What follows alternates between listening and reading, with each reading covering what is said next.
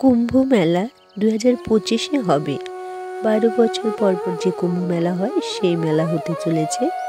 এবারে কুম্ভ মেলা প্রয়াগরাজে হবে। 6 বছর অন্তর অর্ধকুম্ভ হয়। কুম্ভ মেলা 4টি স্থানে হয়: প্রয়াগরাজ, উজ্জয়িনী, নাসিক ও হরিদ্বার। 2025-এ কুম্ভ হবে গঙ্গা, যমুনা ও সরস্বতীর সঙ্গমস্থল প্রয়াগরাজ ত্রিবেণীর ঘাটে কুম্ভ মেলা হবে। যখন শুক্র রাশি বৃষ রাশিতে দেবগুরু বৃহস্পতি গোচর করেন, মাঘ মাসে সূর্য মকর রাশিতে এলে বৃহস্পতি এক এক বছর এক এক রাশিতে অবস্থান করেন। 12 রাশি ঘুরে আসতে 12 বছর সময় লাগে। বৃষ রাশি রাশির চক্রে প্রদক্ষিণ করে বৃষতে আসতে 12 বছর লাগে।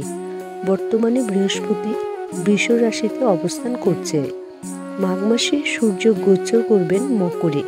সূর্য যেদিন মকর রাশিতে অবস্থান করেন সেদিন হয় মকর সংক্রান্তি। সেদিন থেকে উত্তরায়ণের শুরু। 2025-এ শাহী স্নান হবে 14 জানুয়ারি। মকর সংক্রান্তির দিন প্রথম শাহী স্নান। দ্বিতীয় স্নান 29 জানুয়ারি মৌনী অমাবস্যার দিন। মৌনী অমাবস্যায় মকর রাশিতে কিরণ পড়লে অমৃতের সৃষ্টি হয়।